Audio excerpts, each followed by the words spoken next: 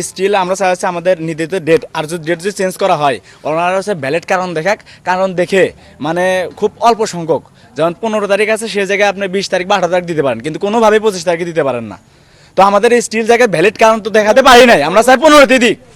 যদি তারপরে যদি ভ্যালিড কারণ দেখাতে পারে সেক্ষেত্রে হচ্ছে তারা ভ্যালিড কারণ দেখায় 15 তারিখের জায়গায় 2-3 দিন একটু পিছিয়ে 18 তারিখ বা 20 তারিখ দিল, তাহলে কোনো সময় মানে আমাদের পক্ষে বা আমরা যারা আছি সেক্ষেত্রে কোনো মানে কারো কোনো প্রশ্ন থাকার কারণ ছিল না। কিন্তু হুট করে আপনি দিলেন, এটা হচ্ছে আমরা কোনোভাবেই মানবো না। আমি ওনাকে দেখাচ্ছি যে আপনি যদি 25 তারিখেও পারেন তাহলে ওই সেম সমস্যাগুলো আপনার হচ্ছে, ওই সেম সংকটগুলো আপনি ফেস করতেছেন, তাইলে সেইখানে কেন আপনার কাছে 25 তারিখটা এক্সক্লুসিভ, যেখানে কিনা আমরা অলরেডি নমিনেশন নিয়ে নিয়েছি, আমরা তো অলরেডি আমাদের একটা সেটআপ আছে, মেন্টাল সেটআপ আছে যে আমরা 15 তারিখে নির্বাচন করব উইদাউট এনি গ্রাউন্ড। আপনি যখন এই একটা পিছাবেন তখন আমি এটা কি করে বুঝবো যে আপনি 15 তারিখের যে নির্বাচনটা দিতেছেন সেটা 25 তারিখ দিয়েছেন, আবার 25 তারিখের আগে এরকম 10 দিন আগে এসে আপনি আবার এটা 5 তারিখ 6 তারিখ নিয়ে যাবেন, এটা তো কোনো গ্যারান্টি নাই।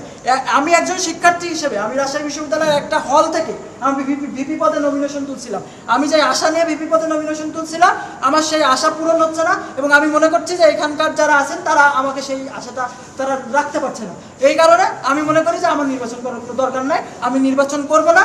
এই বিচার আমি পৃথিবীর কারো কাছে দিব না, বিচার যদি আমার প্রতি কোনো অবিচার হয়ে থাকে সেটা আমি আল্লাহর কাছে এই বিচারটা দিলাম। আমাদের যে নির্বাচন শিফটের বিষয়টা আসলো, ওইটা যদি না হতো তাহলে তো আমরা 15 তারিখে ইলেকশন করতাম।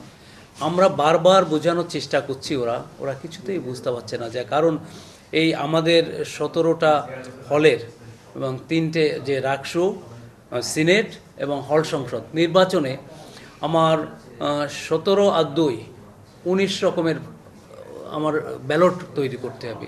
17টা হলে 17 রকম, সিনেটে একরকম, রাকসুতে একরকম, 19 রকম ফর্ম তৈরি করতে হবে।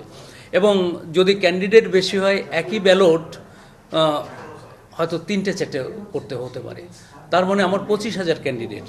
তার মানে যদি আলাদা মানে এরকম যদি বেশি ক্যান্ডিডেট হয়ে যায় সেখানে আমার একটা পদেই আমার লাখ টাকা 1 লাখের বেশি ব্যালট ছাপাতে হতে পারে।